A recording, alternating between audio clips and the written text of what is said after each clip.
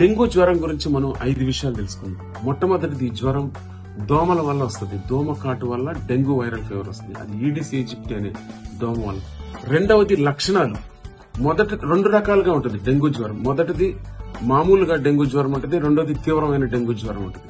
మొదటి డెంగ్యూ జ్వరం యూజువల్ గా ఫీవర్ వస్తుంది, high grade fever 104, 105 temperature fever వచ్చి సివియర్ బాడీ పెయిన్స్ ఉంటాయి, వాంతులు వస్తాయి. అంటే డిహైడ్రేషన్ వల్ల ప్రమాదం అవుతుంది. కాబట్టి ఫీవర్ కి పారాసెటమాల్ వేసుకొని డిహైడ్రేషన్ రాకుండా ఎక్కువగా వాటర్, జ్యూసెస్ ఇవన్నీ తాగుతూ ఉంటే సరిపోతుంది.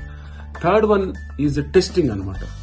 ఇమీడియట్ గా ఫస్ట్ డేనో సెకండ్ డేనో టెస్ట్లు ఏం బయటపడదు, కానీ తర్వాత రోజుల్లో హిమోగ్రామ్ అని ఉంటుంది, అది చేయించుకుంటే ప్లేట్లెట్స్ తెలుస్తుంది. అలాగే హిమటోక్రిట్ కూడా తెలుస్తుంది, అంటే ప్యాకెడ్ సెల్ వాల్యూమ్ తెలుస్తుంది.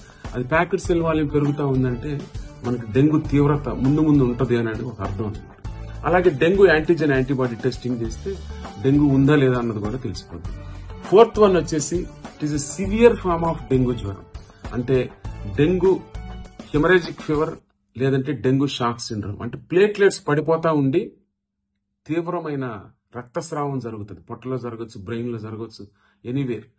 సెకండ్ ది బీపీ డౌన్ అయిపోద్ది అనమాట, డెంగ్యూ షాక్ సిండ్రోమ్. ఈ 2 కూడా చాలా డేంజరస్, తీవ్రమైన డిసీజ్ అనమాట, ప్రాణానికి ప్రమాదం అయింది. కాబట్టి వెంటనే ఎమర్జెన్సీ ఐసీయూ సెటప్ ఉన్న హాస్పిటల్కి వెళ్లాల్సిన అవసరం ఎంతైనా ఉంది ప్రాణాలు కాపాడుకోవడానికి.